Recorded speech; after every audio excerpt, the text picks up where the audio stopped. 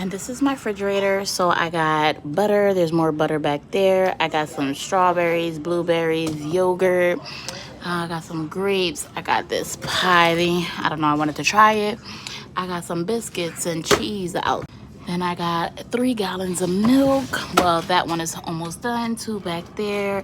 I got, you know, my creamer. I get sugar-free creamer because I think it's better.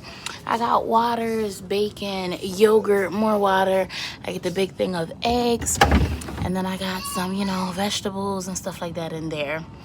And then on here it's just like regular little stuff. And once again, these kids. Anyways, that's just a quick refrigerator tour.